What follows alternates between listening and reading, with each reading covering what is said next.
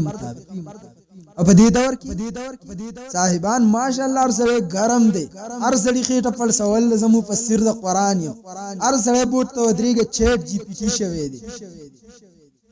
هر سړی ودرېږي ګوګل شوی دی. په ګوګل باندې خو بیا سرچ کا د سر د ټینشن بیماریم په سرچ کا کنه ډاکټر ته سره پارځي، په ګوګل باندې مزدوریم سرچ کا پټی ته سره پارځي. ها ګوګل ته تاسو صرف قرآن پکړل چې ګوګل کې سره ازي بس تی بیا کو تاسو صرف قرآن پکړل دي.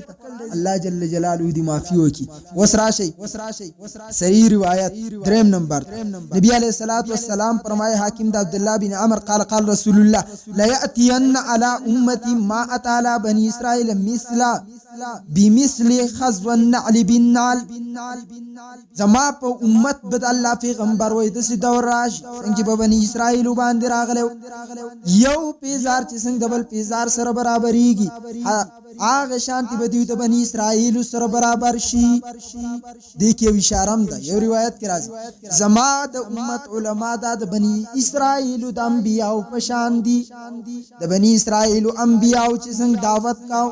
د بني اسرائيل په انبیاء چې څنګه سخت راتلی چې به زما د امت په علما باندې راشي.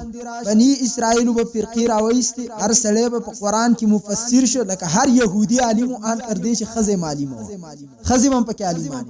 هر سړی به مفسر د قرآن جوړ شي او علماء حق له بدی کې ورکی آب د زمکه نه ختم کی لکه نن دور کې چې اصل مفسر د قرآن خلق نه پیژني هغه ته مفسر د قرآن چې خلوازه کې پیر سیب خطا پیر سیب پورتا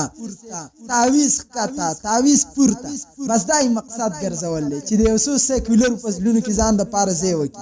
الکه یو سړی په تعویز باندې 100 روپۍ واغستې په تا ور بل دی دلته د ملک خزاني لوټ کیږي د غریب د یتیم مال لوټ کیږي خله دی کولاو نه د سرحد پنوم باندې د غریب مال خوړی کیږي دا باندې چرته خارخ رانغه حکومت سب 2 روپۍ واغستې دم او درود وکړه بس پر سړی کی خیال ته ولګي چې د لاک روپو غلط غل نه ونو 2 روپو غلط ولې غلوي د لاک روپو غلط غل نه وي 2 روپو هغه ته ولې غلوي دا 2 روپو والا غریب مات کا پولیس غریب 100 روپۍ رشوت والی هر سړی پولیس رشوت خور دی اور د پکلی کې چې کم جرګمار سیب دی د په علاقہ کې چې کم ډي اس پی غټ یو شی دی هغه کرولونه علي د بیا غلې چې د 2 روپو غلط غل نه د 2 روپو غلط ولې غلوي په قلار باندې کې نه د قرآن تفسیر کوي مفسر سیب دی جی سیو ډیر غټه خبره وکړه سیو واته سمو بحبل الله جميعا ولا تفرقوا فرقواریت مکو جی سه فرقواریت